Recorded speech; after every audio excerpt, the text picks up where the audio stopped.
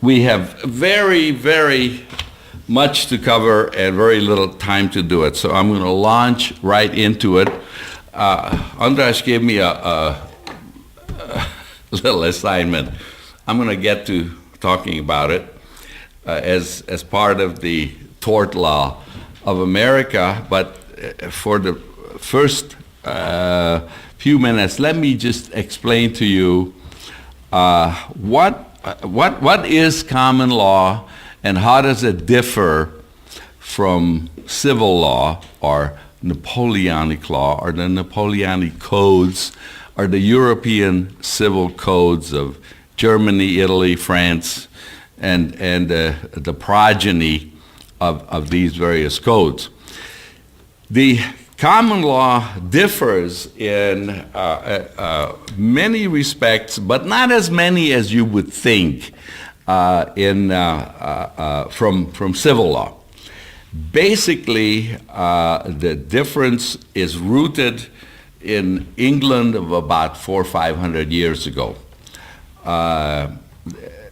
The judges would make rulings in England, and the legislature in London, when I talk about England, make sure you don't misunderstand me. I'm not talking about Great Britain. I am talking about England. Scotland operates on the civil law, the same civil law that France, in fact, Scotland took over its civil code from the French. So I'm just talking about England itself, not Wales, Northern Ireland, England.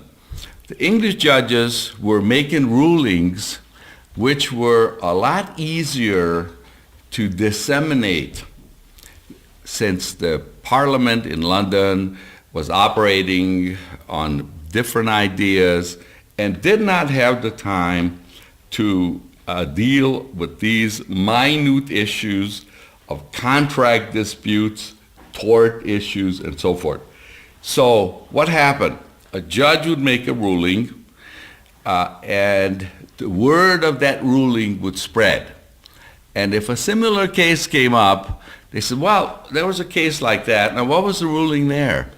And so they said, okay, the ruling was such and such. They said, well, sounds pretty good. Let's follow that ruling. And that's very oversimplified, but we only have an hour and a half, so I have to stay oversimplified unless you have a question. Now, as a matter of fact, it came down to not just each and every little individual judge in the assizes, the English assizes, which the districts are called, making these rulings, but the appellate courts that would make a ruling which would have a record. A lot of time, these country judges would make decisions and they would have no written record. But the appellate courts did. And so the appellate courts would collect these rulings and they would be published in similar situation as it is in Hungary, except that it would have weight. It would have considerable weight for a next case, a similar case that would come along.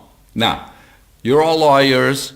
You know that there are no two cases which are exactly alike, right? Okay, so what do? You can have absolutely, totally similar cases, except the woman in question, both cases, the precedential case and the real case, is 35 years old, but one of them is black and the other one is white. The precedential case is about a white woman. Now you have a black client and you say, Judge, the same ruling should apply. They say, oh, yes, but we have social issues and sociological issues and ethnographic issues and so forth and so on. So no two cases alike. One of the things happens on a sunny day on a Tuesday. The next case, which is almost identical, happens in rain on a Thursday. Does the precedential value hold? Okay. This has been the whole crux of the common law for 500 years, which is, put into simple words, does the previous case control the case in front of the judge at the time when you're trying to talk the judge into either that it should hold or to talk him into saying, Judge, this is totally different. Your job as a lawyer is to convince him that the similarities overwhelm the differences, or the exact opposite, that it is so different that that ruling should not apply. That is what the common law is all about. Now, I have worked with András, and I have looked at hundreds of situations. The Hungarian statutory law is not any more helpful because you can read a 2 or 3 line statute and it says damages will accrue from the date. The date of what? Let's say we're talking about an injury to a person, essentially a tort case. A date of what?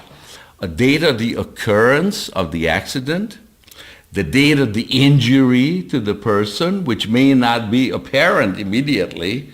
Maybe he goes home happily and 3 days later he collapses because he has had a concussion, and that was not discovered at the time of the accident. Or the date that he discovers a disability that he suffers. So you look at the statute and say, what's it say? Where the statute of limitations, 5 years. It runs from the date of the accident. Well, okay, the date of the accident, the date of the injury, the date of the discovery of the injury, etc. Okay? Now, this is where common law is very helpful, because you will see a statute, 3 lines, just like in Hungarian law, in the books, and then you look at the annotation, a 3-line piece of legislation. You have 40 pages of cases discussing this one 3-line statute, interpreting it, telling you, well, what it really means is such and such.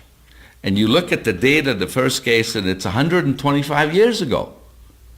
You say, wow, is that still good law?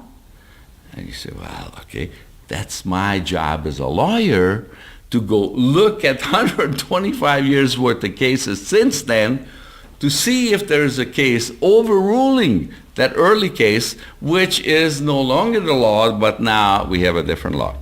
So the precedential value of cases is the key. Now, that was more or less the way it was maybe 75 years ago.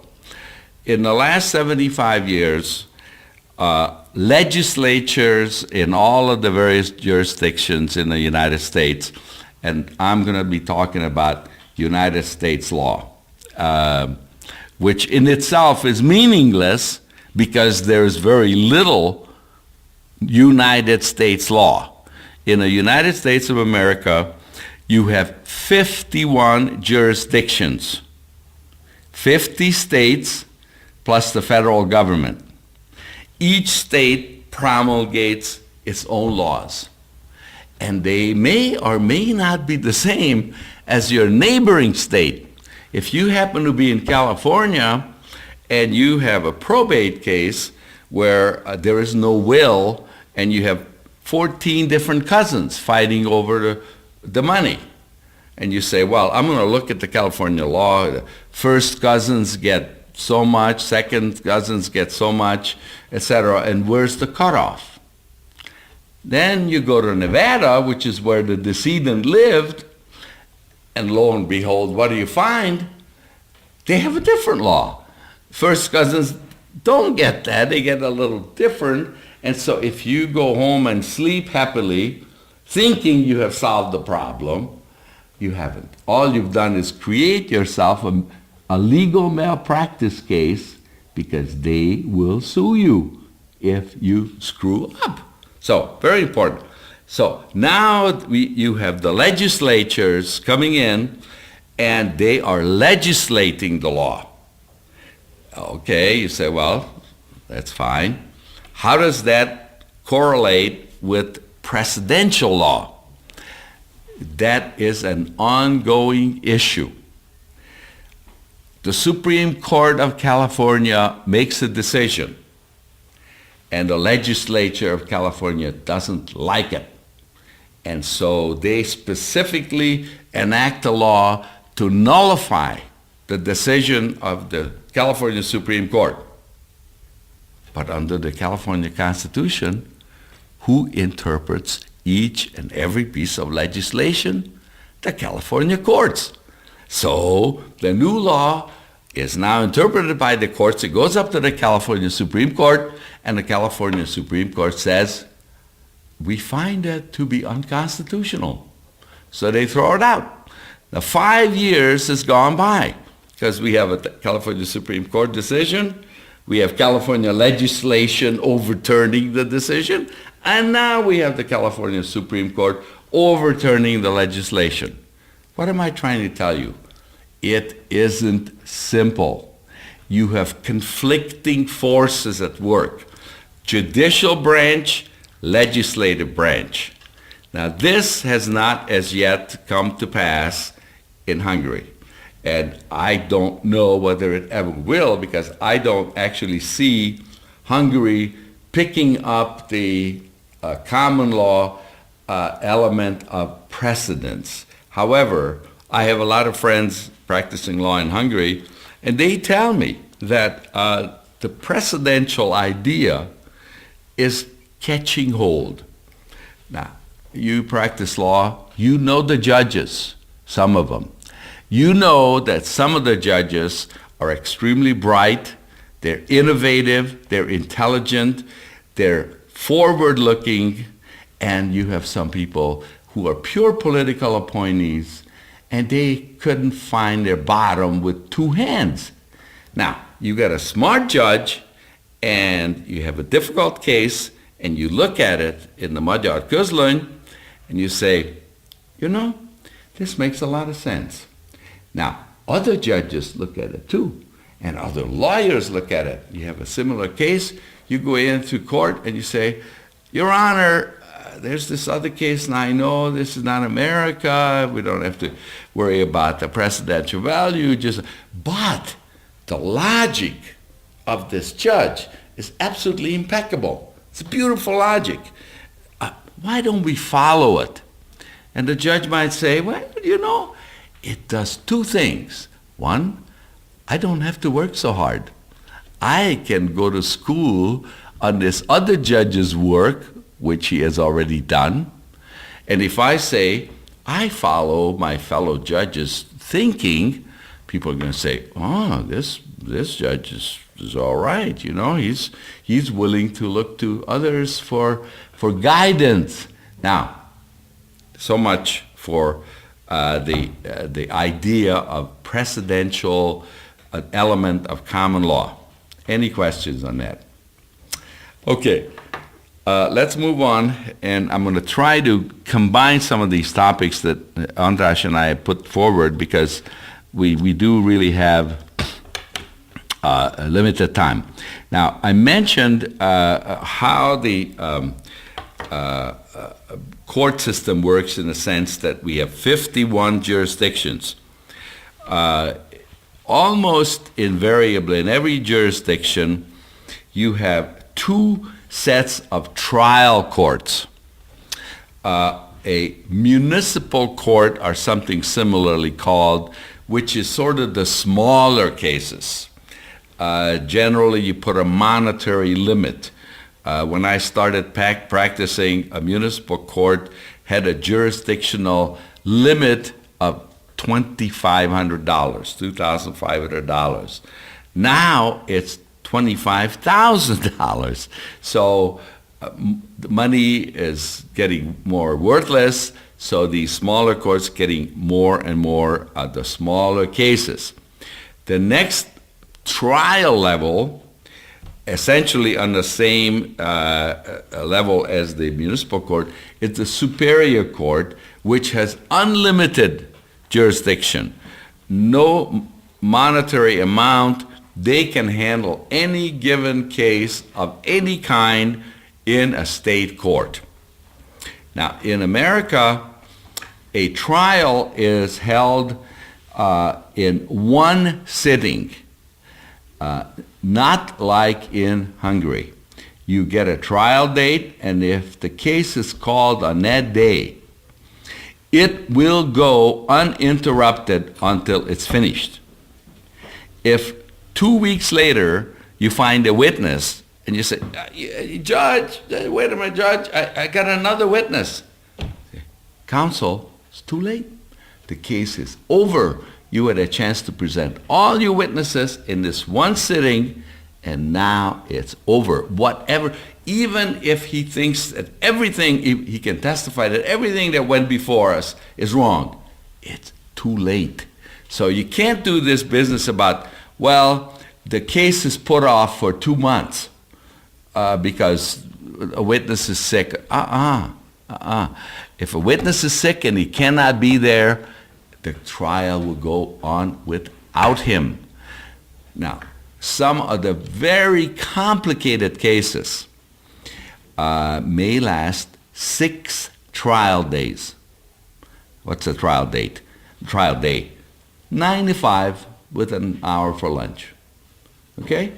Whatever you can get in there in that time, that's the case. And that goes for the opponent. And the judge is very conscious of the passage of time.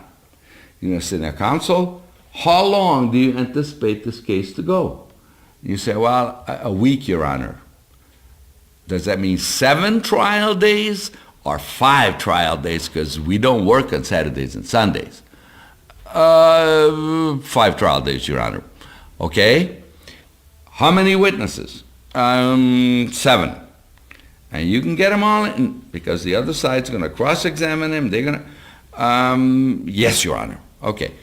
5 days. On the beginning of the 5th day, the judge is going to call counsel in the chambers and say, gentlemen, or ladies and gentlemen, you have 1 day to finish, including argument, etc. Can you do it? Because I'm going to cut you off. You said 5 days, and it's 5 days. And you say, but Your Honor, where's the justice? I need more time.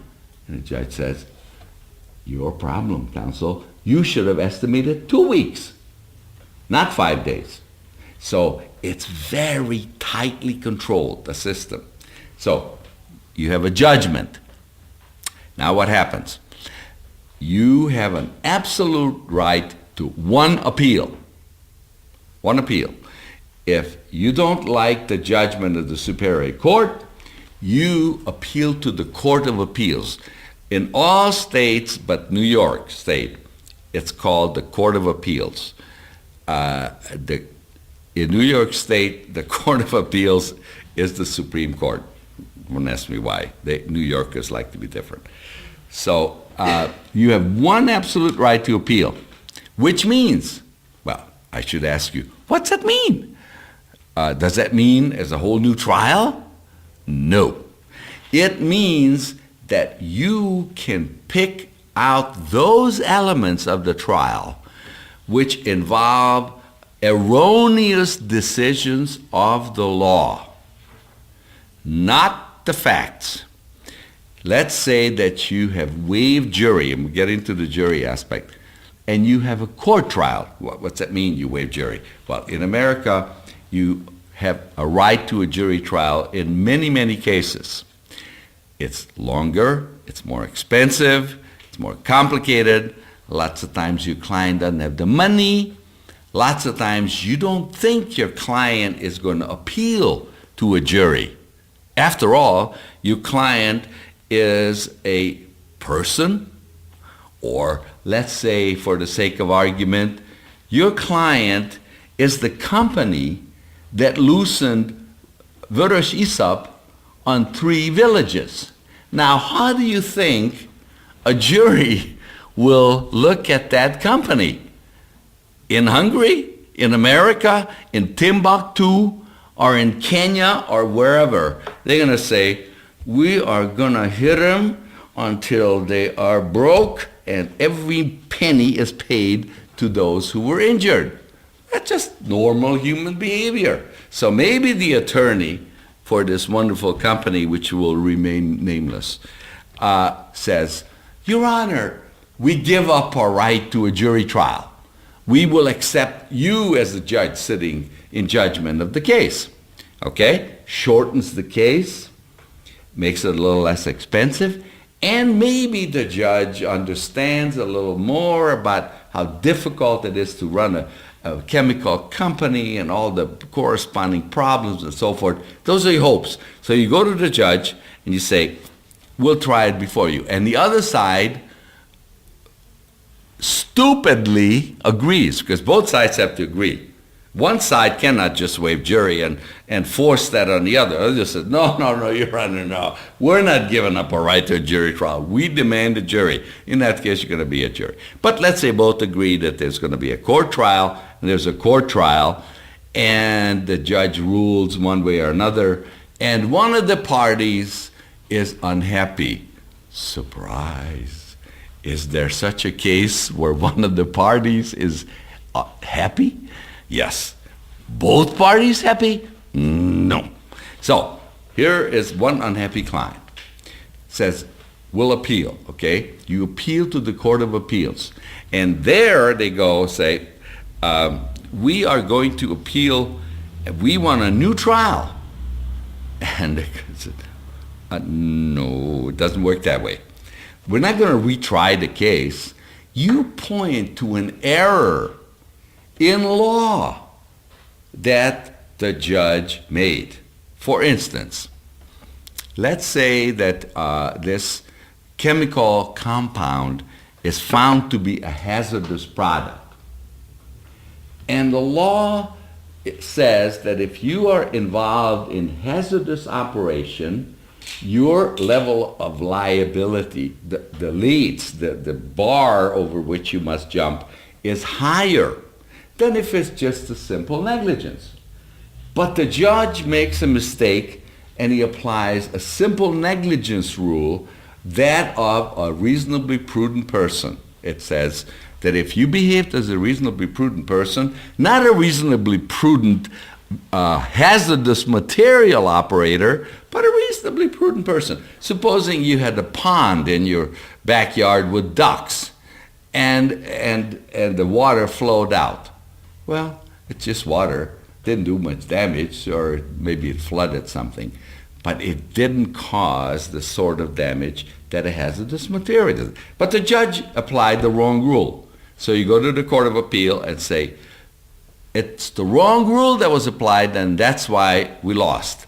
And the Court of Appeal says, yes, okay, we will hear that argument. If you come in there and say, Your Honor, the president of the company testified that they took all the precautions, and this stupid judge believed it. Now that can't be. Obviously, the guy was a liar. And the Court of Appeal says, sorry, that's an issue of fact. Whether a witness is to be believed or not believed, or whether a document is found to be genuine or not genuine, is an issue of fact. And if the fact finder, be that the jury or the judge, says that's what it is, we're not even going to look at it. Even if 25 out of 25 reasonable people would look at it and say, oh, no, this can't be. Give you an example. Here is a allegedly forged signature on some document, any document. And the judge gets reams of evidence, 150 samples of original signatures of that person. And you show it to a 6-year-old, and the 6-year-old says, nah, that's not the same as those 150 other ones. But the judge said it was. Can you appeal? No. Once a factual determination is made in the lower court, you are stuck with it. What you can appeal is an error of law. An erroneous factual decision cannot be appealed. Now, how do you get to the Supreme Court? Well, very difficult. Very difficult. I'm a member of the United States Supreme Court Bar, and the United States Supreme Court takes less than 1,000th of the cases that are applied to it for a hearing. You can count on your hands and feet in a course of a year how many cases the United States Supreme Court accepts to hear. And it's all discretionary cases they want to hear. Well, what about the state Supreme Courts? Pretty much the same. Pretty much the same. You don't get to the state Supreme Courts by right. You get there by their discretion.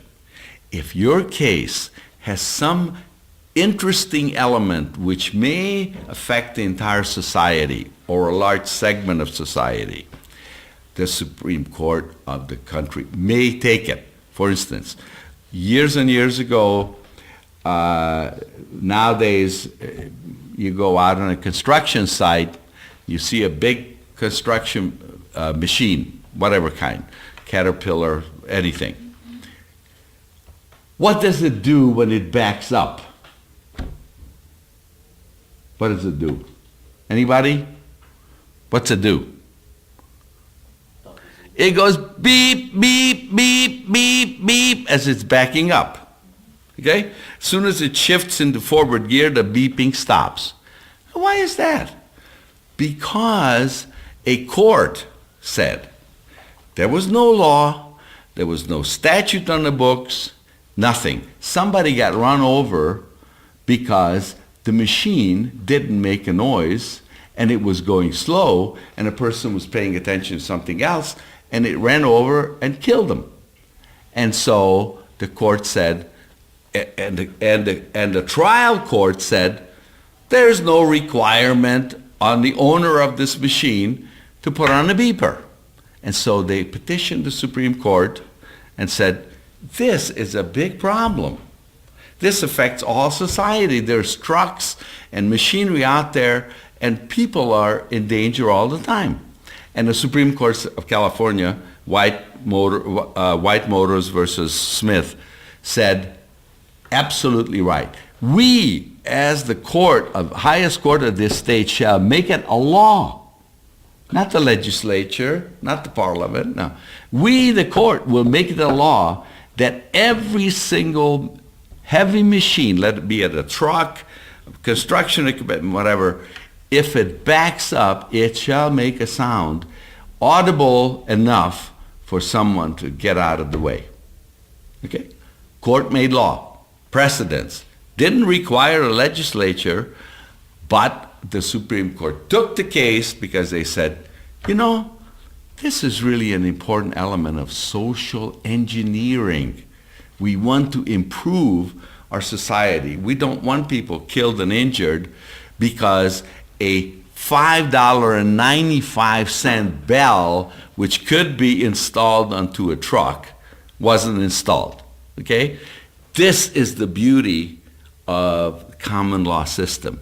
A court can do this. Now, I know the lawyer that took this case up, and for 25 years after this, people would come up to him and shake his hand and say, "Oh, that was great. Boy, you really did something. How did you do it?" And he said, "Well, I was lucky." Well, yeah, you have to be lucky. Okay, let's go on. So this is how the courts work. You don't get to the Supreme Court of any state or the United States by right. You get there by having a petition granted by the court to hear the case because your case is interesting enough. So I have explained to you to some degree that I think it's important that the precedent is something that an appellate court, let's just stick with the White Motors versus Smith, okay? What's the precedential value? You have a case that your client got run over by a truck backing up that didn't have a bell or some kind of a noise-making thing that would indicate that it was backing up. You go to court, you go to the trial court, and your opponent says, Your Honor, there is no statute that commands that my client needs to put on any kind of a noise-making device for a backup. And you smile and you say, Your Honor, here's White Motors versus Smith. And it clearly states by the highest court of this state that every piece of equipment must have this device. Case closed. You won. That's precedent. That's the precedential value. Now, as a lawyer who tried cases for 35 years, I can tell you the most heartbreaking moment in your career is when you feel like $1 million and you pull out White Motors and you think, oh boy, my wife is going to be so proud of me today. And you sit down and your opponent gets up and says, Your Honor, obviously counsel is unaware of the fact that last week the California Supreme Court reversed White Motors versus Smith, and now the opposite is the law. And your world has collapsed. You are sitting on the bottom of a pile of rubble, and you don't want to live. You want to die right there. So, what's it mean? What's a precedent? A precedent is something that is still alive. It hasn't been overruled. Can it be overruled? Absolutely. Give you an idea. Until 1911, the Supreme Court of the United States said that blacks were equal to whites, but they did not have to be integrated with whites. This resulted in the rule of separate but equal. If you had a town, had a public swimming pool, and the blacks wanted to come to the public swimming pool, and the whites said, this is a white's swimming pool. And the black said, well, yeah, but, it says I'm equal. So then the black had to go to the mayor or the city council and say, we need a pool for blacks. So, you know what happened? You had a pool this big for whites, and then they built a pool this big for blacks in order to satisfy the separate but equal rule. This was until 1911. 1911, the case, and there were screaming outcries all over the nation. The Civil War ended in 1866. The Negroes were freed, the slaves, and so forth. And so one case after another came up petitioning the court to rehear this case of separate but equal. For 30 years, the court said, no, rule separate but equal, that's a good rule.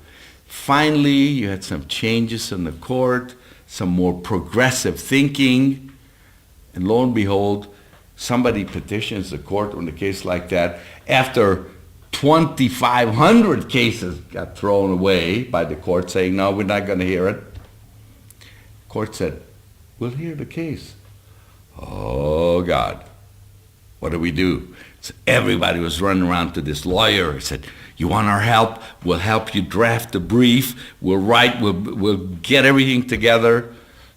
And so the court, in a 5-4 decision, think of this, 5-4, four of the Supreme Court judges said, no, the old rule of separate but equal is still good.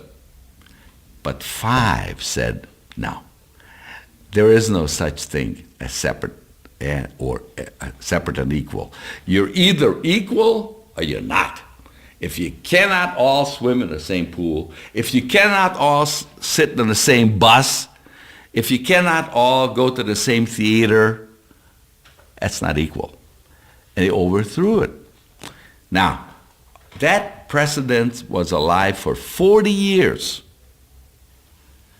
So, if you were the attorney who didn't read the papers and you went back and arguing that the separate or equal rule was still alive, your opponent got up and gave you a look like, you poor bastard, you don't know nothing, do you? And then you lost, and then you felt bad. So precedential value is as good as a next case that overturns it. A chain is as strong as its weakest link. So a precedence is like ephemeral. It's like a boomerang in the air. Until it goes poof, it's good. But you have to watch it all the time. Make sure it hasn't gone poof. So much for precedents. I will not ask you over and over again if there are any questions. I know Zsuzsa doesn't have any because she knows everything I know, plus another 10%. Nice to see you. I missed you. Okay. Now, how do court make law and legislative law coexist? I mentioned that. And the coexistence is never frictionless. Legislatures always say, we're the ones who've been elected by the public to make them laws. The courts meddle in our work. The judiciary should follow what we say in the statutes. What do the courts say? They say, well, the Constitution says that we are the arbiters of what it means to put 15 words into a statute. We have to interpret it because it can't possibly apply to every situation. We decide that it doesn't apply to the situation before us. And if it so happens that that makes a precedent, which the legislature did not have in mind, that's the price of the potato. So it's a frictional relationship. But if you look at democracies, you have the three-pronged, the legislative, the executive, and the judicial branch. They're forever fighting with each other. And that's what makes for what they call the checks and balances. The courts check on the legislature. The executive checks on the legislative, checks on the executive. They all check on each other, and sometimes they step on each other's toes, and there is a big argument. Now, in the famous case of Marbury versus Madison, which goes back to 1804, the Constitution was about 25 years old at the time. This was the first time it came up, like, well, Congress made a law, and the Supreme Court said, well, no, that law doesn't mean what it says. It means this. Well, who says it? We do. And the legislature said, wait a minute, we didn't say that. Then the court says, yes, but we do. And so, well, there's a problem here. What do we do? So the legislature sued. Oh, where do you sue? In the courts, right? So Chief Justice Marshall of the United States Supreme Court wrote a long opinion, which is a little bit like the Sozat or some similarly important element of Hungarian judicial history. It said, sorry folks, we, the United States Supreme Court, are the ultimate deciders of what any law says. End of story. And there was almost a revolution. And eventually the Congress swallowed hard, and said, okay, that's the way it is. And that's the way it is to this date.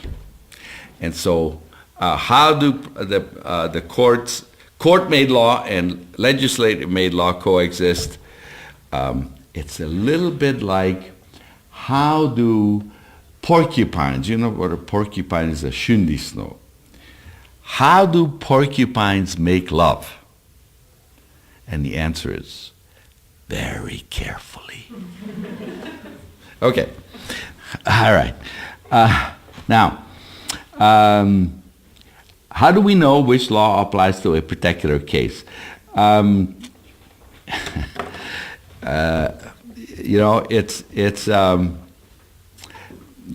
find it almost comical to sit here in front of you, all of you practiced, knowledgeable lawyers, and if I tell you that I don't know, you say, why did we pay this exorbitant amount of money to Andras in order to sit here, listen to this idiot? He doesn't know. Well, I don't know, but I do know. The point of it all is that it's your job to convince the trier of fact that the law that is favorable to your client applies, and the law that's favorable to the other side doesn't. How do you do it? Silver-tongued devil, a clever speaking, good arguments, relying on good precedents. I don't want to say that taking the judge out to play golf and let him win. No, I'm not going to say that. In America, there's no such thing. It's very difficult to figure out what law applies because very rarely is there such a simple case that 100 out of 100 lawyers would say, that's a law that applies. So you bring in all your legal knowledge and all your experience as a person and all the guile that you have picked up along the way, dating a girl or a guy and finding out how to talk him or her into something that they didn't really want to do in the first place, but then later on, after you were very convincing, they did. And you put all that together, and you go down to the courthouse, and you say a little prayer before you go in, and say, with any luck, I'll get the judge to apply the law that's going to be good for me. And sometimes it happens. But it's never simple because there are very few cases where you can say, oh, well, that's an open and shut case, that's the law that applies, and everyone knows it. Okay, here is a big nut that we have to cover. Jury trials.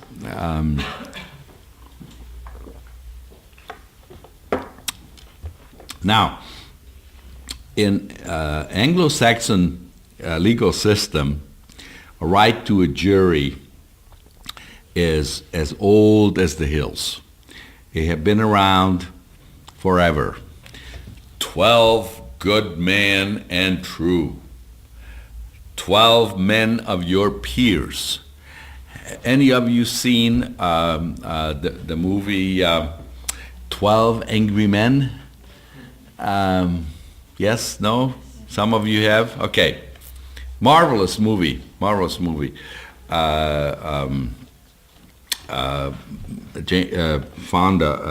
Fonda played the pivotal role, and I think to this day, it's probably one of the best movies for.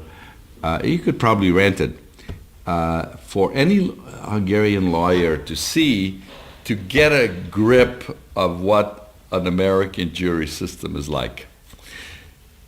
But let's get back to the basics. So the Constitution of the United States and every state gives a litigant the right to a jury trial. Now, we have two kinds of cases. You have civil cases and criminal cases. In the criminal case, the right to a jury trial is embodied in the Constitution. In civil cases, some constitutions embody this right, but not all. A right to a jury trial in a civil case is sometimes discretionary, and it certainly is not applicable in all cases. For instance, in England, there are only some limited number of cases that you have a right, civil cases, that you have a right to a jury trial. You do not have a right to a jury trial in the majority of cases. In the United States, that is not true. You have a right to a jury trial in almost every civil case, with the exception, for instance, there are no jury rights in any kind of family law case, divorces, child custody, etc., alimony, child support, so forth, so on. There is no right, no right to a jury trial in probate cases, with the exception that if you want to attack the validity of a will, that issue may be a jury triable issue. And the civil codes, the codes of civil procedure of the states tell you which cases are not going to be jury cases. So what happens if you are entitled to a jury trial? A jury trial can be, in a criminal case, it's invariably 12 people. The federal government has been playing with making that a 6-person jury, but it requires the agreement of the defendant. They're trying to save money and so forth. But in state cases, it's 12-person jury. How do you win? In a criminal case, a jury must be unanimous. 12-0. 11-1, and it's what is known as a hung jury or a mistrial, which can result in one of two things. One, you start from scratch. Go back to the beginning, try the case all over again to a new jury, present all the evidence, all the witnesses, everything.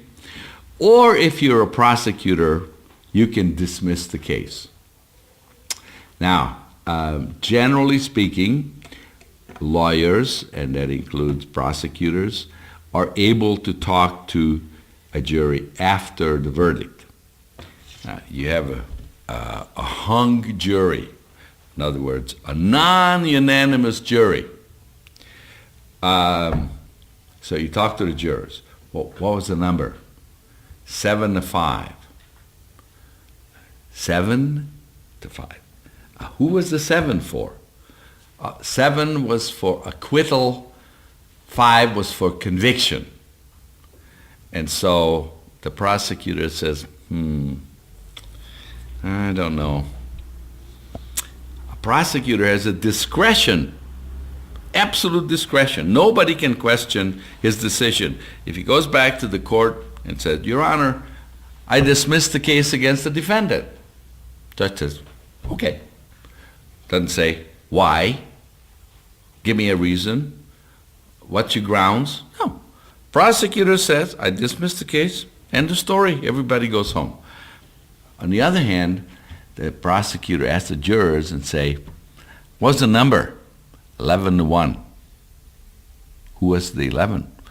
11 for conviction, 1 for acquittal. And so the prosecutor says, oh, there's always an idiot in the crowd. I'll retry this case and I'll get a conviction. How much more difficult is it going to be to convince 12 people? I convinced 11. This one idiot here, I should have thrown him off the jury in the first place. So, in a civil case, on the other hand, 9-3 is the key. If you have a 12-person jury and 9 of them agree to anything, that's the end of the case. Doesn't matter what the other 3 say. Let's say you have a personal injury case. There's a question of liability, which we'll talk about, and a question of damages. And all 12 jurors agree that the defendant is liable for the damages caused. The only question is, how much? So 9 people agree that it's $1 million. And 3 people say, no, it's too much. 500,000. No argument. You have 9 people, there's $1 million, case is over, you won $1 million. End of story. So, big difference in civil cases and criminal cases. In criminal cases, it must be unanimous. In civil cases, it's a 75% majority, 43 majority. So, 41 majority. So, it's a very important thing to remember that in a criminal case, the jury must be unanimous. Now, we can spend a lot of time talking about jury trials. They are the most fascinating element of the American jurisprudence. Obviously, because as a lawyer, as all of you are out there, you have an opportunity to convince your fellow men and women on the jury of your right. Now, you say, wait a minute. It's not you, it's the client. That's true. But who speaks for the client? The client is going to take the stand, it's going to answer questions.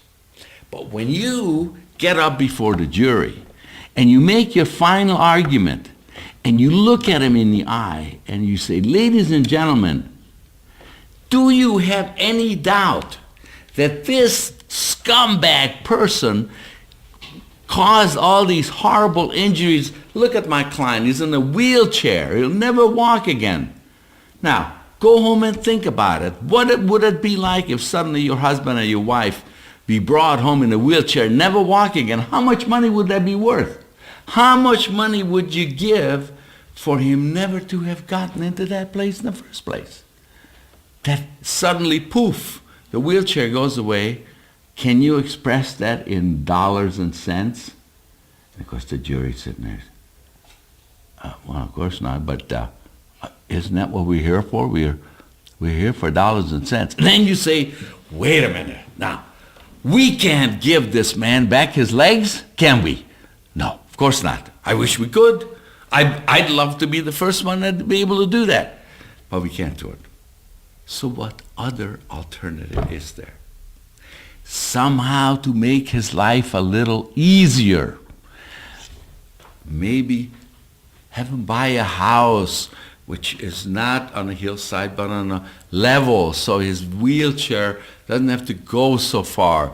And of course, maybe he could have a Cadillac instead of a Lada, because it'd be easier to put the wheelchair into the Cadillac. And all that, ladies and gentlemen, takes money. And we are here. I mean, I cringe at the thought that I'm asking you to pay money for a lost leg. But how else can we compensate this poor man? That's all we can do. Just money, dirty money. So I'm asking you, give him a lot. Sometimes it works, sometimes it doesn't. But if you phrase it properly, it can work. In the city of San Francisco, I don't know if any of you have been in the city of San Francisco, they have cable cars. And each cable car has a metal clamp that goes down through the slot where the cable runs. And when the clamp is closed, the car hooks onto the cable and is pulled along by the cable. And when you loosen it up, then it stops. Then it also has brake. And of course, San Francisco has big hills and so forth. So these cable cars go up the hills, down the hill, and so forth. And one of the cable cars suffered a malfunction on the way down. The brakes failed. Of course, the cable doesn't do any good because it pulls you anyway, but the weight of the car was faster than the cable, so the car was going downhill, picking up speed.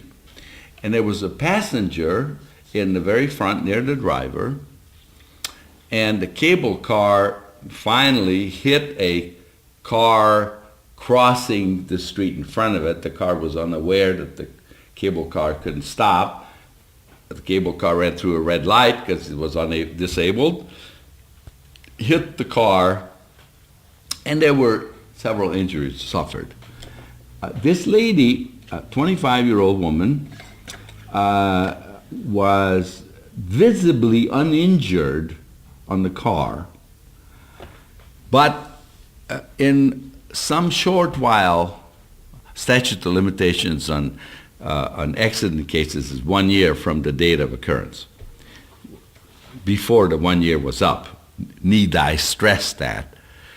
After consulting an excellent lawyer, no doubt, she filed a lawsuit and said, I suffered injuries on that cable car.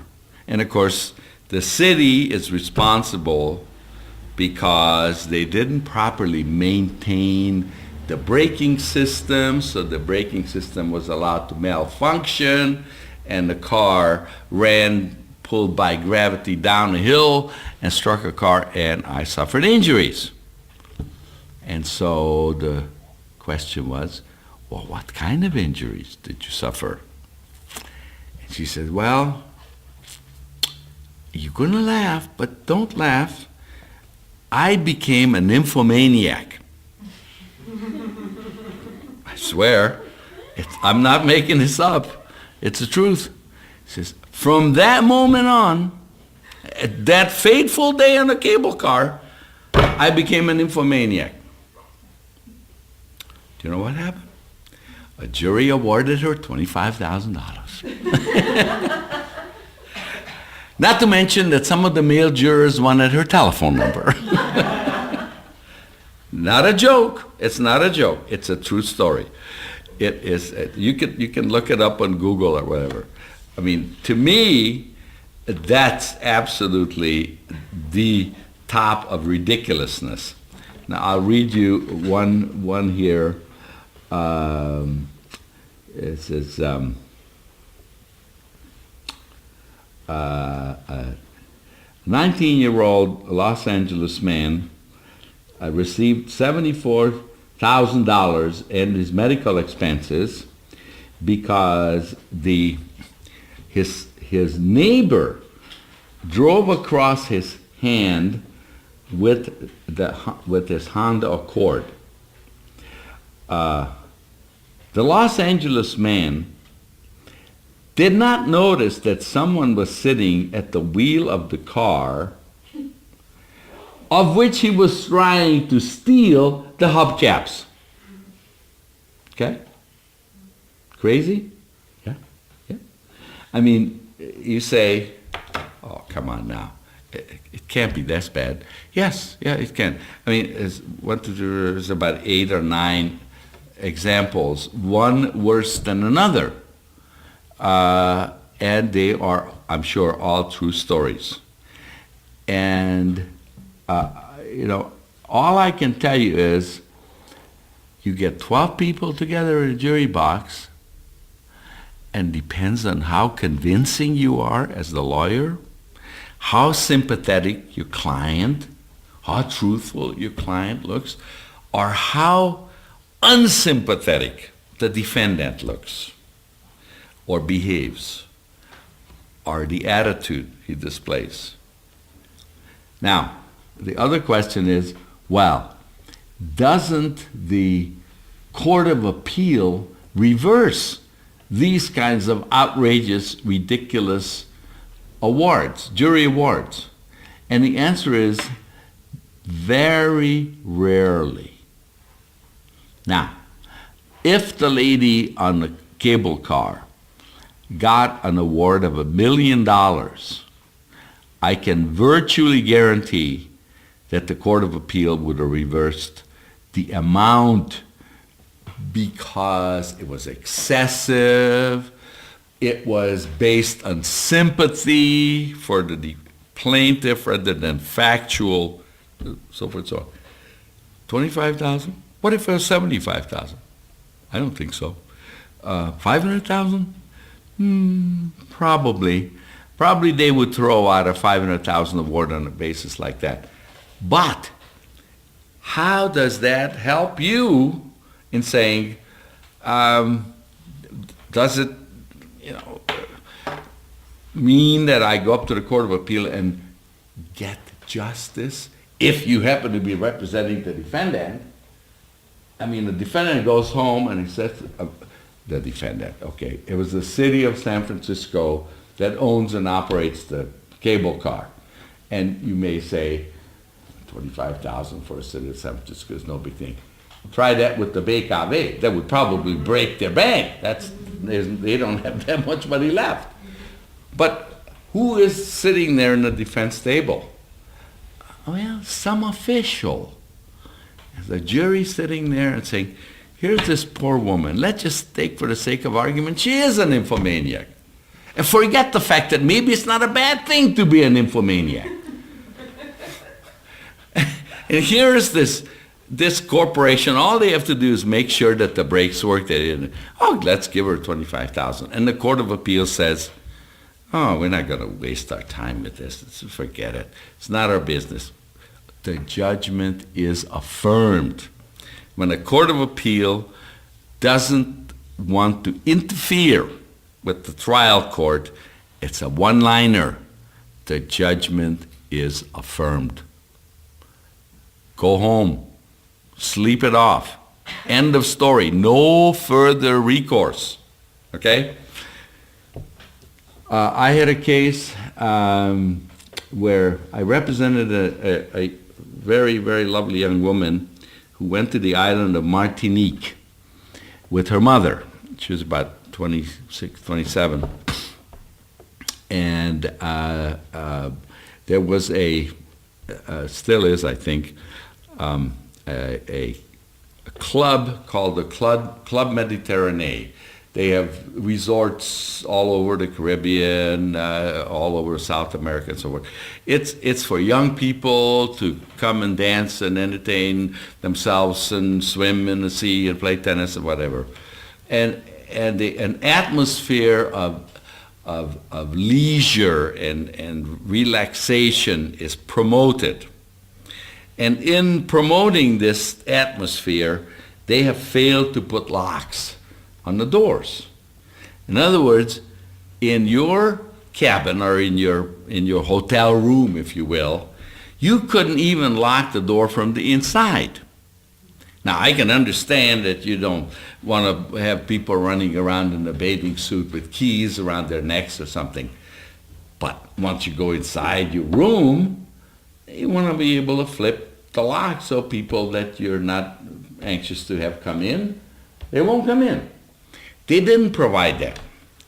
And it was a French company, and the case was tried in California, and those of you who are astute say, how did you get to try this case in California when the incident happened on a French territory?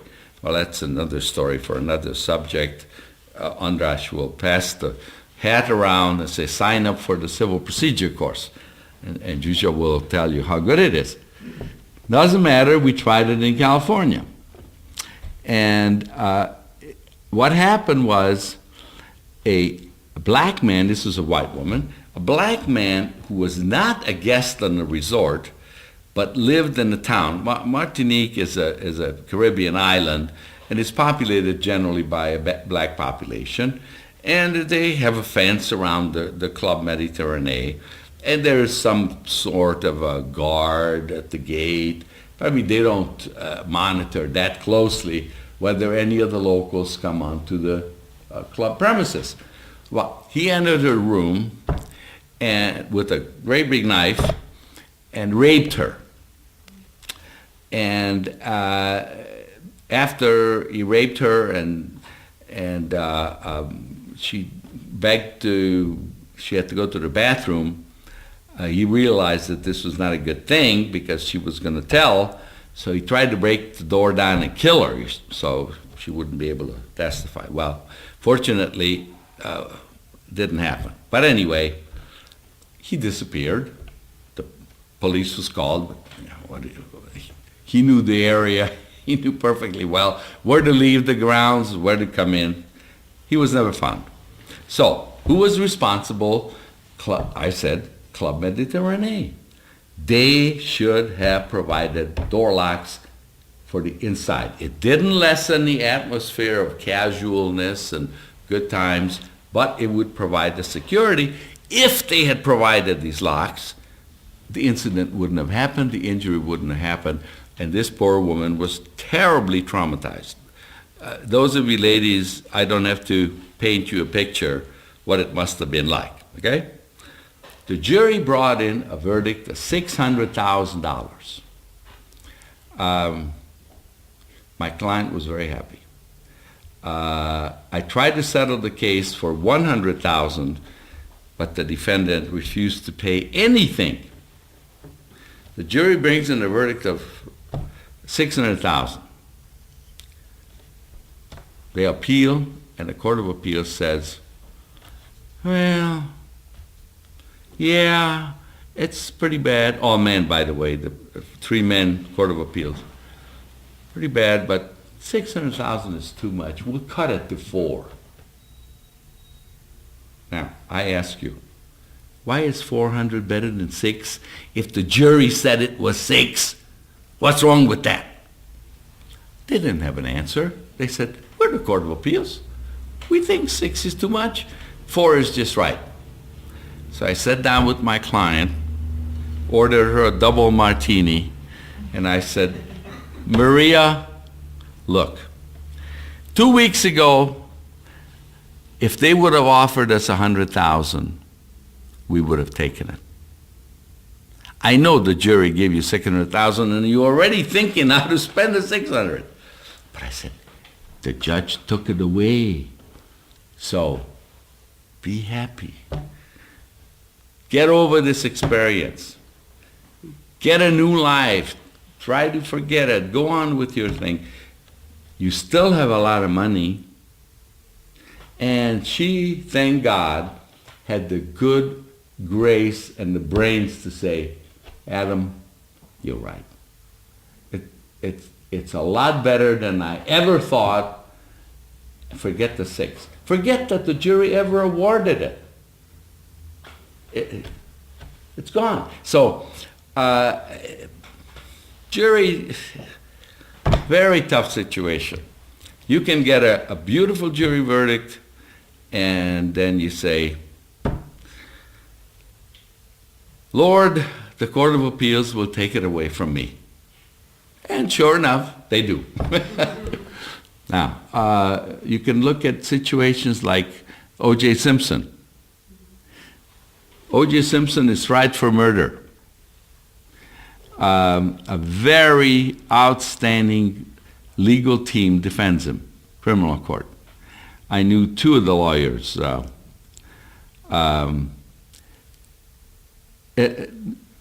99 lawyers out of 100 would have lost that case. They won the case. They got him off. He was acquitted.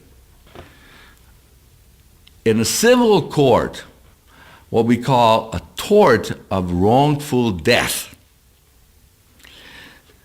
in an all-white neighborhood of Los Angeles, because Los Angeles is so big, they have several judicial districts.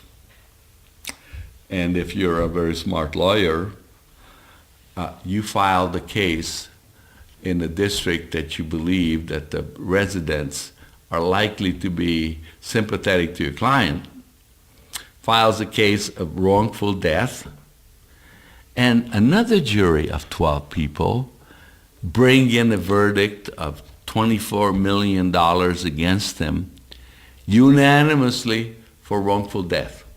So what does that tell you?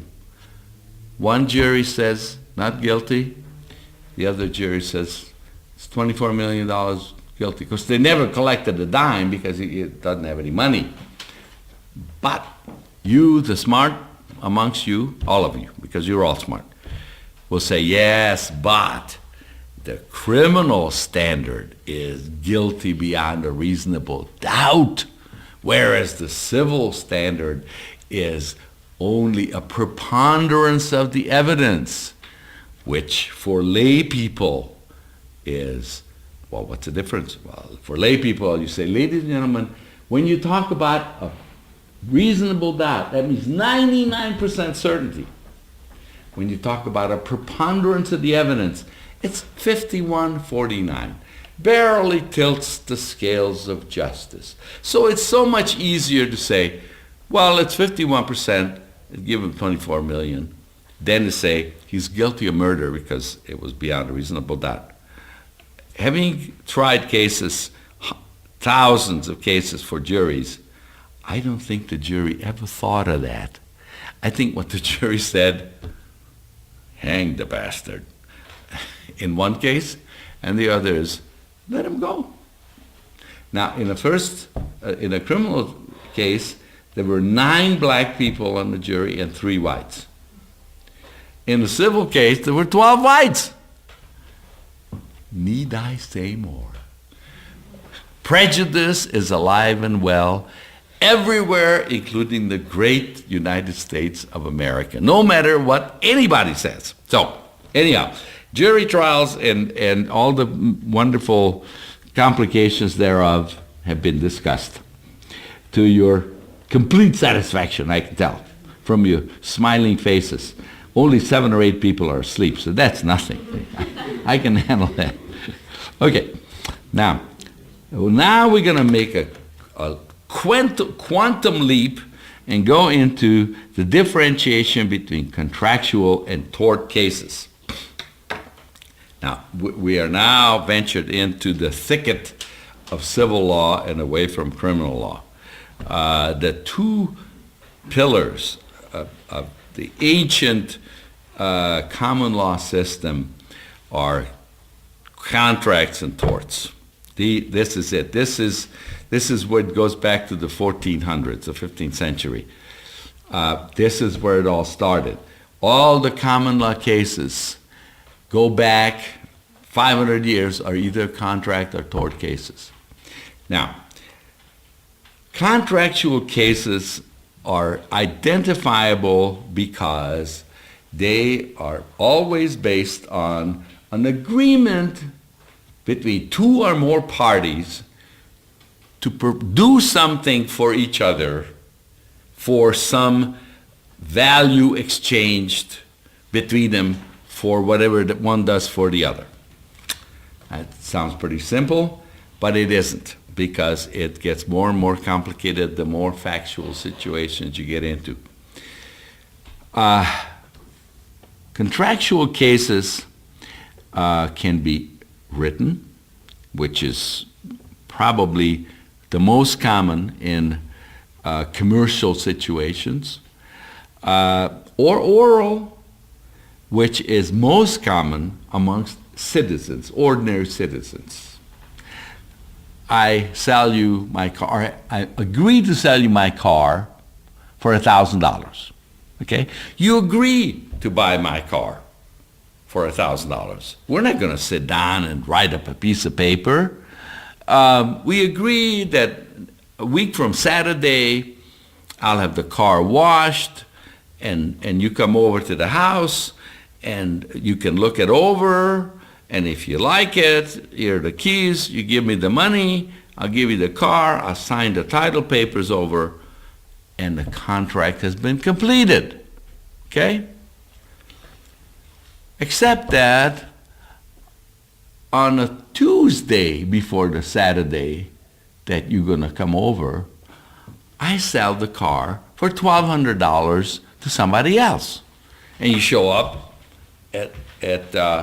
on Saturday at the appointed time with the money. You say, where's the car? I said, oh, doggone it, I sold it. And he said, I went to law school. I'm going to take you to court. I'm going to sue you until you have nothing left. Okay? We have a contract, okay? It's oral. It's been two people. There's been a breach, non-performance, so forth, so on, okay? So contractual cases are when people agree to do something for each other, an exchange of something for value, okay? Tort cases, on the other hand, also involve relationships between people on a non-contractual basis. Non-contractual basis. Now, unfortunately, as is always the case in the law, things are not so simple, because you can bring to me several examples of non-contractual situations where one party is held responsible to pay money to another, which is not a tort case. These are what we call a quasi-contract, where a quasi-contract is no contract at all. One of the parties can go to the judge and say, Judge, I didn't agree to any of this. And the judge says, well, that may be true, but I sit on the big bench and I get the big black robe, and I say that you impliedly agreed. And the guy, wait, what's impliedly? I didn't agree in any shape and form, not on Tuesday, not in black, not in white, nothing. And the judge says, no use. You have agreed to a contract, and you shall pay. There's no contract because the guy didn't agree, but the court imposed the contract. So it's not a tort case, it's a contract case. Now, torts are all manners of civil wrongs that are non-contractual based. If you just remember that, torts are all civil wrongs that are non-contract based. If you have a contract and one party breaches that contract, that's a civil wrong. But it's based on an agreement. It's based on a contract. If you have no contractual relationship, for instance, let's take something like libel. You all know what libel is? Libel, slander, speaking badly about somebody. I point to someone and say, I know this person has AIDS. Then they don't. And it's a lie. But I have now besmirched his good name, and having AIDS is kind of a tricky thing, you know. If you're a man and you have been labeled as having AIDS, maybe a girl doesn't want to go out with you. So he says, I have been, my good name has been besmirched. I'm going to sue. Is that a contractual basis? Of course not. It's a tort. It's a tort of libel. Libel or slander. One is in writing, the other is oral. I run into I run into this good-looking, nice gentleman over here, and he's coming towards me, and I don't like the way he looks, and I raise my hand threateningly. I mean, obviously, anyone who's looking says, my God, he's going to hit him. Okay? What have I just done? I have committed the tort of assault. Assault. I run into this lovely young lady on the street, and she's coming towards me, and I stop and I kiss her on the cheek. I've never seen her in my life. I don't know who she is. She doesn't know who I am. What have I just done? I have committed the tort of battery. What's battery? A battery is unlawful touching of another person. If you have not given me your permission to touch you, just like this, all I have to do is go like that. That's battery. You don't have to be injured. I have to touch you, and that's offensive because you have not consented to it. Now, what about soccer players? Lionel Messi is running towards the goal with the ball, and some guy is running from behind. He can't catch him, so he sticks his foot in there, and poor Lionel flies 20 feet in the air and lands on his head. Did the guy commit battery? It's an unlawful touching. Lionel didn't say, hey, you can trip me up, you can do anything to me. No, but the sport of football carries rules which make that legal. Even tripping at the price of getting a penalty kick. Okay? But Lionel isn't going to feel any better for landing on his head after a flight of 5 meters in the air, but he can't sue either, even though it looks for all intents and purposes like a battery, a tort of battery. But there are all these little rules, okay? We're sitting on a crowded bus, and everybody's hanging on, and the bus driver thinks he's Michael Schumacher and is going around bends, and people are going everywhere. And suddenly a child runs across and he hits the brakes, and all 97,000 people in the bus go forward, and this nice young lady lands on my back. And I turn her, and she says, I'm sorry. I'm sorry. And I said, I don't care. You committed battery. I didn't give you permission. Okay? Well, again, there are societal rules that say, no, you weren't intending to land heavily on my back. You were just trying to get home, and this crazy bus driver did his crazy thing. And but these are the rules of torts, and those are the defenses that I laid out the elements, and I laid out the defenses. And there are many, many, many, many, many different kinds of torts. For instance, there's a tort of breaking and entering into a house. And you say, isn't that a crime? Well, yes.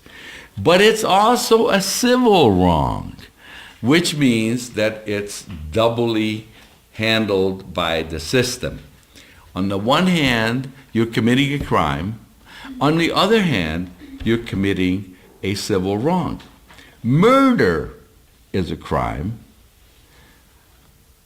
Unlawful killing is a civil wrong. So O.J. Simpson allegedly committed, although he's been acquitted, so he legally didn't commit murder. But according to the jury, he committed a civil wrong. The very same act. And you say, well, what about double jeopardy? I mean, you can't be tried twice for the same thing, right? Well, it's true. You cannot be tried criminally twice for the same thing. But civilly, that's a whole different thing. So here we have the situation with torts and contracts. They involve everyday activities of humanity. The contractual group is based on some agreement, usually amongst people who know each other. Torts can be between total strangers, a battery, okay, for instance. All right, so these are huge subjects. Zsuzsa can sing symphonies about how huge the subjects they are. Now, I also covered the issue of civil wrong and criminal wrong. Now, what I want to just finish with are the levels of liability in tort, and to some degree, even criminal liability. And the what you should keep in mind, and these are very tricky situations, because I'm sure you have all heard about negligence, willfulness, culpability, strict liability, so forth, so on, right? You know these terms to some degree. Think of it this way. The societal fathers, be they judges, be they legislators or legislatures, try to assess the situation where one person has done something which has caused the other one damage, for which society thinks that person should be compensated. Now, why does society think that? Because this is what the rule of law is based on. If you have a social system where an injured person can go to an institution like a court and say, I want justice. Somebody did me wrong and I'm entitled to be compensated. And the system says, boop, what happens? That person says, oh yeah? I'm going to come over at night and I'm going to burn his house down. We don't want vigilantism. We want people to settle their disputes in a rational, reasonable, structured way. And so we have a court system and we have laws. Now, how do you pin responsibility on a wrongdoer? So let's look at the situation as I have outlined it. Here's an act and here's an injury. And somehow or another, society wants to bring the two together if they're related in any way, obviously. So if a person has suffered injury, that person should be compensated. So on the extreme, the easiest level is if you have a person, a defendant, let's call him a defendant, a person who's a complaining person, we call a plaintiff, a person who's a wrongdoer or an alleged wrongdoer, we call a defendant. Here's a defendant who willfully and maliciously and intentionally did something. He threw a rock at your head, which injured you, okay? Society shouldn't have any particular difficulty saying, yeah, hey, you did that, you wanted to do it, you hurt somebody, you pay. That's the extreme case. The next one, which is not quite so extreme, is if you have a crowd and this guy picks out someone in the crowd and throws a rock at this person. But his aim is not very good. And so he doesn't hit the person he wants to hit, he hits the person next to him. But there are 20 or 30 people within this range. He didn't intend to hit the person he hit, he intended to hit somebody else. So, well, figure, you throw a rock into a crowd, it is very likely that it's going to strike somebody. So if you do it, you are grossly negligent, even if you didn't intend to hit the person you hit. Still a pretty easy situation. You shouldn't be throwing rocks into a crowd. Now, you have two people, unrelated, walking down the street. They're not particularly close to each other, but close enough. Close enough for someone who doesn't know how to aim a rock. Okay? So, I want to hit the one on the right, but I have a bad hand. I'm terrible at throwing. So I hit the one on the left. Didn't mean to. And I really wanted to hit the one on the right. And there was no crowd, so it was not like, well, I was going to hit somebody. What am I? I'm negligent. Because if I know that I'm not very good at aiming, I shouldn't be throwing a rock and hitting somebody. And if I do hit that person negligently, not intentionally, I injure him, that I am liable for under the law on the grounds of simple negligence. So over here we have intentional willful acts. Next is gross negligence or recklessness. Over here is a simple negligence. A reasonably prudent man would not throw a rock unless they know that they are so accurate that they're not going to miss. Okay? If you don't, then you are negligent and you are going to be held liable. Now, on the exact opposite of the spectrum, here being willfulness, and here is what we're going to talk about, is strict liability. You have heard strict liability. Okay? I'm running over, but it's just going to take another 60 seconds, please. All right? Strict liability is where it doesn't matter whether you were willful or intentional or reckless or negligent. You did something. You caused an injury by doing something. You applied every possible caution. You were careful. You thought of everything. But in spite of it all, something happened and you injured someone. Now, that's pretty strong to hold someone liable. So now we have fallen off on the other end of the horse and saying society considers certain activities to be such that if you want to pursue them and you unintentionally, unnegligently injure someone, you are still going to be held liable. That's strict liability. If you represent the plaintiff, you don't have to prove that they did something wrong. You don't have to prove that they were negligent. You didn't have to prove that they willfully did it. All you have to prove is that your client suffered an injury by some act or omission of the defendant. You've proven that, and the case falls into that category where strict liability is applied. No culpability, but responsibility. Thank you.